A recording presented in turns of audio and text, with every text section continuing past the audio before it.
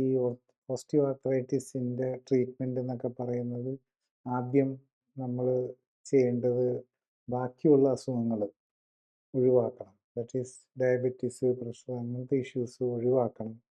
അതുപോലെ തന്നെ കാലിൻ്റെ മസിൽ ഹെൽത്ത് ബെറ്റർ ആക്കണം.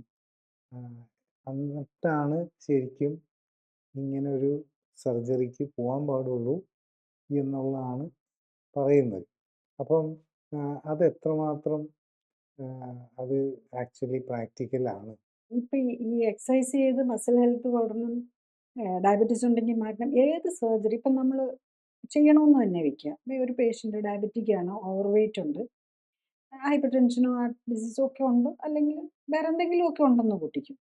ഈ രോഗങ്ങളെല്ലാം വെച്ചുകൊണ്ട് നമ്മൾ മുട്ടുമാറ്റിവെക്കൽ ചെയ്താൽ നമ്മളുടെ റിസ്ക് കൂടുതലായിരിക്കും. അതായത് സക്സസ് റേറ്റ് കുറവായിരിക്കും.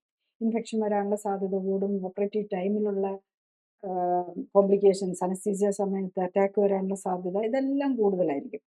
അപ്പം നമ്മൾ ഇതിനൊക്കെ മുമ്പ് നമ്മൾ ഫസ്റ്റ് ലൈനായിട്ട് നമ്മൾ ഈ ക്ലിനിക്കലി സപ്പോർട്ടഡ് ജീവിതശൈലി ക്രമീകരണം എടുക്കുകയാണെങ്കിൽ നമുക്ക് ഒരു ഞാനൊരു രണ്ട് പേഷ്യൻ്റ് എക്സ്പീരിയൻസ് തന്നെ പറയാം. ഞാൻ ഇന്ന് ഇന്ന് ഒരു പേഷ്യൻ്റ് വന്നത്, അദ്ദേഹത്തിൻ്റെ ശരിക്കും പറഞ്ഞു കഴിഞ്ഞ് കഴിഞ്ഞാൽ 97 kg ഉണ്ടായിരുന്നു. ഇന്ന് 90th ഡേ റിവ്യൂവിന് വന്നതാണ്.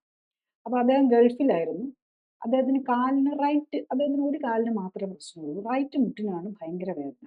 വരുമ്പോൾ തന്നെ നമ്മൾ ഈ ലിമ്പിങ്, നമ്മൾ ഇങ്ങനെ നടക്കാൻ ബുദ്ധിമുട്ടായിട്ട് നമ്മൾ ചട്ടി വരുന്ന പോലെ വളരെ കഷ്ടപ്പെട്ട് വേണം നടന്നു വരാൻ.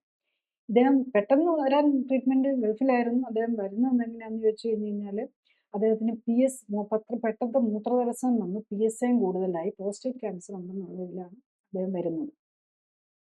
നേരെ അദ്ദേഹം ഈ പ്രോസ്റ്റേറ്റ് ഓറിയൻറ്റഡ് ആയിട്ടുള്ള വീഡിയോസ് കണ്ടിട്ടുണ്ടായിരുന്നു.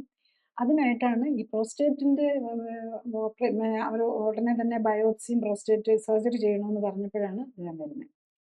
അപ്പം ഇന്നിപ്പം 90 ഡേയ്സിൽ വന്നപ്പോൾ അദ്ദേഹം പറയുകയാണ്, ഡോക്ടർ ഈ മാസം എനിക്കിനി അടുത്ത ഒരു മാസത്തെ ഈ മന്ത് എൻഡിലായപ്പോഴേക്കും എനിക്ക് തിരിച്ചു പോകണം. അപ്പം ഞാൻ വന്നത് ശരിക്കും പറഞ്ഞു കഴിഞ്ഞ് കഴിഞ്ഞാൽ അന്ന് എനിക്കറിയില്ല അദ്ദേഹം വീൽ ചെയറിലാണെന്ന്. ഞാൻ എയർപോർട്ടിലൊക്കെ വീൽ ചെയറിലാണ്. ഞാൻ കുറേ നാളായിട്ട് എയർപോർട്ടിൽ എപ്പോഴും ഞാൻ വീൽ ചെയറാണ് ഉപയോഗിച്ചുകൊണ്ടിരുന്നത്. എനിക്ക് അവിടുത്തെ സ്റ്റെപ്പൊന്നും കയറാൻ പറ്റില്ല. ഇപ്പോൾ എനിക്ക് ഏതായാലും തിരിച്ചു പോകുമ്പോൾ നല്ല കോൺഫിഡൻസ് ആയി. എനിക്ക് വീൽ ചെയറിൻ്റെ ഒന്നും ഒരു ആവശ്യവും വരികയില്ലെന്ന്. അപ്പം അദ്ദേഹം നല്ല ക്ലീൻ ആയിട്ട് നടക്കാൻ പറ്റുന്നുണ്ട്, ഒരു കുഴപ്പമില്ല. കൂടുതൽ അറിയാൻ ലിങ്ക് ക്ലിക്ക് ചെയ്യുക. കൂടുതൽ വീഡിയോകൾക്കായി സബ്സ്ക്രൈബ് ബട്ടൺ അമർത്തുക.